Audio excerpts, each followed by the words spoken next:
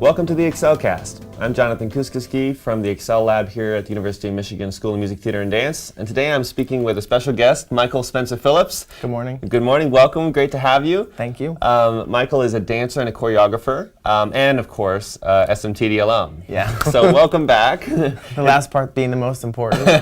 Well, it's always a bonus, I'd say, when we get to speak with an established artist who's also got connections to Michigan. So welcome. We want to talk a little bit about sort of your career.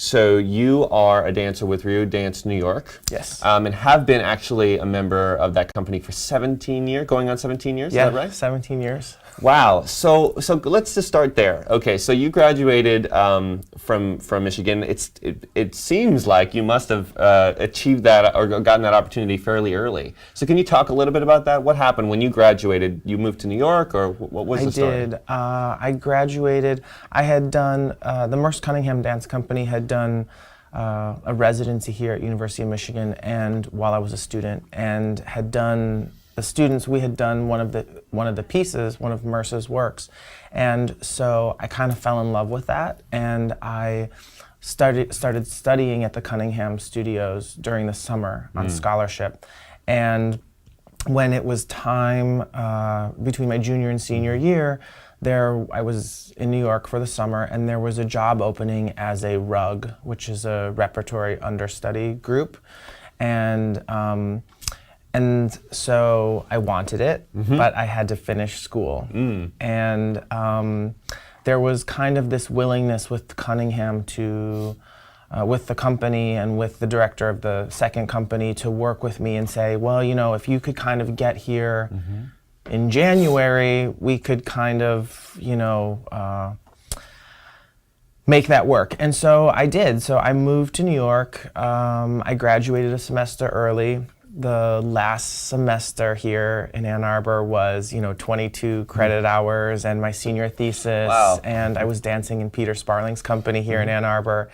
And it was a lot. But, that idea that it just seemed like tangible, that dream. And I moved to New York and with my best friend, Colin, and we just started dancing. And so I stayed in the repertory group for 2 years, a year and something like that, just about 2 years. And while I was doing that, I was starting to understudy also an apprentice with Pascal Rioult's company, and I was able to perform with them. And, the relationship kind of went this way and then went this way, and then he kind of Pascal didn't take me, and then but finally in 2002 he had another round of auditions and I was accepted into the company, and I've been there ever since.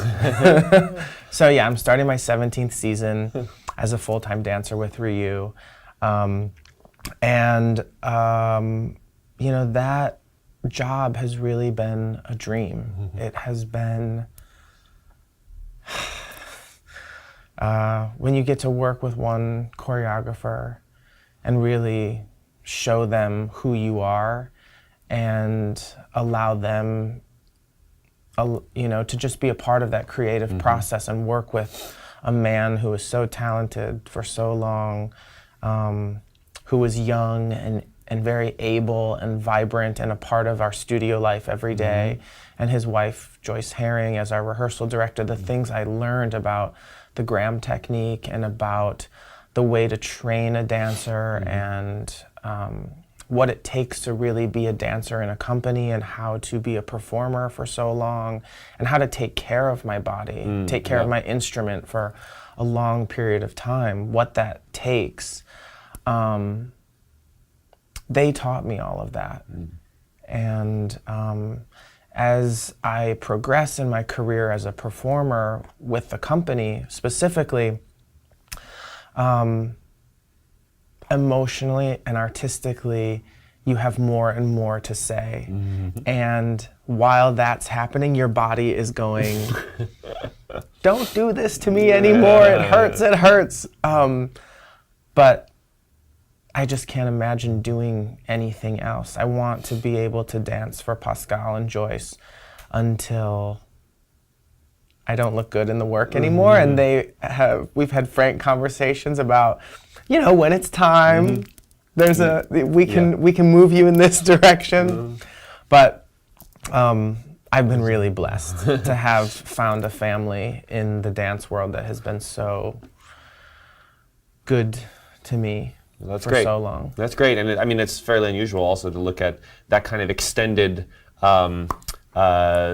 work in one company, especially as a dancer. So I imagine that it's just a fantastic thing to be able to sort of see how the company's evolved and how your colleagues evolved. So, but simultaneously to your work in the company, you've done other things too, and so in some ways, I know. So as a full-time member of the company, how many weeks of the year are you sort of committed to? So right now we work about, I would say as the most senior dancer in the company, I work about 30 weeks. Okay. So that includes, there's like 2 intensives we have during the year that are for pre-professional students, and then I do some other teaching for the company. I've also gone to universities and conservatories and restaged Pascal's work on students. And so about 30 weeks, I think. There have been years where it was about 35, when our economic climate was a little bit nicer to the arts. But so this year will be about 28 weeks. And then that has allowed time for me to be a freelance artist as well. And that's given me the opportunity to teach a lot and really develop. There's a craft in the way you train a dancer and the way you look at dance and the way you can, everything I've been through as a dancer, that I can then give that to students. And I think there's also the part that is just having had a long career, you do get a little respect when you walk in a room and you're like, okay, well, I've been doing this for a long time, so listen, kids. So that's been great. And also teaching at Interlochen and teaching here at the University of Michigan and so many other universities and conservatories, and being able to learn how to be a really good teacher. And then as a choreographer, when opportunities arise in these universities and conservatories or with smaller professional dance companies, I feel like I'm just getting started with saying things that I want to say as a choreographer, exploring my style, but still using the gram. The gram technique is really in there, and I believe in it, and ballet. And and then finding the things that interest me and inspire me to make dances about.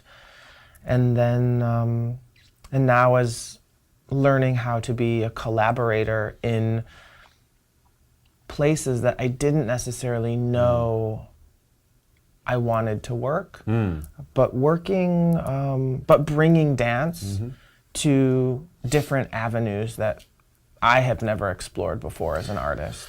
That's great. So in some ways, we hear this term portfolio career a lot, right? Where artists have these multiple activities, multiple income streams, and that's a way to build a sort of resilient life in the arts. In your case, it sounds like this opportunity to dance with RIOULT became sort of a platform for these other opportunities to blossom over time, right? As you maybe matured or got further into your career, obviously you're curious about these other ways to express yourself and to transmit sort of this information that you have, an artistry that you have learned and mastered through that work in these other ways, right? As a choreographer, as a teacher. Obviously, you're here right now working with the Ann Arbor Dance Works, and you've worked with our students before, and we'll be working with them this week. So it's a fantastic opportunity for them, right, to connect with somebody like you, who's, as you mentioned, you're based in New York, but you have enough flexibility that you can be in seemingly 2 places at once. So can you talk a little bit? You mentioned collaboration. And obviously now there are many facets to the output of your work, right? Can you talk a little bit about, I mean, obviously the dance training here, I imagine, was helpful in preparing you.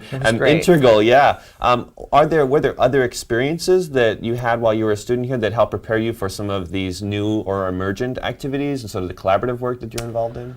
There were, there were a couple classes that I took that were when I was a student, I was so focused on being a dancer. And so these ideas of composition, creating dances, I wasn't as interested. But because it is part of the curriculum, you're pushed. Yeah. And I think those experiences are really, I'm really remembering them now as an older artist, as a person who is creating and choreographing and collaborating. There was a video dance class I took. There was also dance and related arts that was taught by Bill DeYoung and Stephen Rush. And that class, I think I have really fond memories of it, collaborating with other artists. I collaborated with a video artist and some musicians, but the class really was open to, there were set designers and artists and poets and dancers and musicians and video people and all of this stuff. And so now as as I'm collaborating on this large project in New York in December with an installation artist, and thinking about how I can create a series of these 4 men's solos that relate to the installation itself, the way these pieces will look against the artwork, the way, it's making me realize more and more that my education at University of Michigan was very well-rounded, even though as a student, because I so badly wanted, I had that dream of being a dancer, that these other experiences, I still had journals from those classes. Wow. I still had videos that we had worked on in my video dance class. And going back and looking at those again and realizing that although the finished products were raw and sometimes the subject matter exactly where it should be for someone who's 19 or 20, they did plant a seed in there that now, almost 20 years later, is really being watered, and I'm like really thinking about those things my professors said about their collaborative processes when they were doing it. Yeah. And and also I think one of the things I really took advantage of here was that I made a lot of friends who were not necessarily dancers or artists. And knowing how to communicate and be friends with people that weren't artists has become very important in my life now as a person who is fundraising for myself, who sits at galas for RIOULT Dance New York and has to speak and engage with patrons and know how to talk about my artwork and the dance world, and then ask questions about the law that they practice or the scientific firms they work for, or and having a little bit of knowledge from basically friendships with people who are non-artists. So sometimes collaborations are in the relationships as well. Collaborating on a friendship with someone who is not an artist. Because many times, people who are not artists will be people that are viewing your work. Right. And so knowing what they enjoy, knowing what makes them think, getting that perspective from people who are not involved in what I do, I think is another part of the University of Michigan that maybe isn't always so publicized, but the fact that I was around so many people that didn't do what I did has really aided in my career as well. Sure. Well, and one thing that I'm so glad you brought that up, because part of, I think, the challenge that every aspiring artist faces is a sort of paradox of really honing in on your craft, but then, especially at Michigan, also taking advantage of all these opportunities. And so, just being curious and open to collaboration and connecting with people who are outside of just your sort of disciplinary cohort is great advice. And one thing I wish we could talk all day about this, but one thing I wanted to make sure we chatted about before we ran out of time was a new sort of career avenue or piece of your portfolio that seems directly connected to this, right? To sort of being able to translate the skills and your artistry to a different audience, as in this case is a movement consultant, is that right? Can you talk a little bit about what that is? So a movement consultant is kind of just, after talking to many of my friends who work in the industry, was kind of what we settled on calling it. But a movement consultant is me, who consults on movement and body language in photography and film. Primarily right now, the avenue has been in fashion. And so working on advertising campaigns, as well as editorial photo shoots, and then of course the short films that are now accompanying photo shoots for publications, online presence. So if I am asked to work on a photo shoot, I will meet with the photographer and we will talk about the overall kind of feeling of what it is, if there's a theme, if there's a set. And I approach it like a choreographer or a director, a stage director. And I think that when I see photographers, they are here and they're looking out. And as a movement consultant, I can stand beside them or behind them and look at what's happening with the set, what is happening with the clothing that the stylist has put them in, what is happening with the lighting, what is happening with then the person that is in all of that. And I think I approach it as a choreographer and a director, utilizing everything I've learned as a dancer and a choreographer and a director.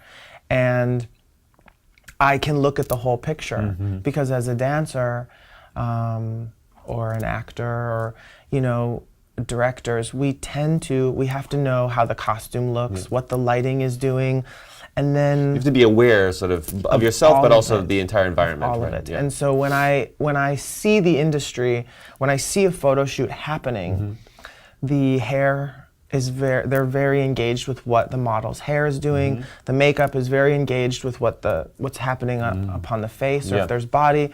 The photographer is, giving some movement cues. And then the set designer is very this, and so everyone is very involved in their piece. And I also, I'm concerned, and I want to look out for and coach the human, the body that is in there, because that to me is what I've spent my entire life's work doing, is I've learned how to express myself without using words. And I approach those situations and those jobs also like I approach when we do community-based work and we teach master classes in a community of non-dancers. Because sometimes models, they have had movement, sometimes they've had dance as children, sometimes they've had nothing. And when I go into a community-based master class, it's the exact same situation. And the most important part in both is to make the subject or the people taking the class feel comfortable, as well as able to do something that they don't normally do and express themselves using their body. And it's the same thing, except for one is in the pages of fashion magazines or in movie or TV or these short films. And the other is a simple dance class. And it's That's connecting amazing. them. It's amazing. Well, and it's a great way to sort of cap this talk. I'm thinking, you've had 17 years of professional dance experience, and I think for many people on the front end of that, coming into school, most of us have maybe multiple things we're interested in, but they have this big dream. And what's great is to hear about how you've achieved that dream, but that there's constant, in your story anyway, constant curiosity, and you found ways to take those skills that you've honed over that time and open up new ways to add value to different constituencies, but also new ways to kind of express yourself and to open up new professional avenues. So we look forward to your work as a dancer choreographer and a movement consultant, which is a fairly new kind of sector in itself, right? Yeah, you can look for, as a movement consultant, you can look for the holiday ad campaign for Vince Camuto. Okay. In conjunction with the release of Pitch Perfect 3. And then cool. As a choreographer, I have a project with Janet Nolan the first weekend of December in New York City. And then as a dancer, I'll be with RIOULT Dance New York all season, and then we'll be performing all like winter, spring, into our culminating end of our season will be at the Joyce Theater the first week of June. Awesome. Well, it's been great to talk with you. Good talking to you too. Thanks for making some time, and we'll definitely be following all your activities for the coming year and beyond. All right. Thank you so much. Thank you.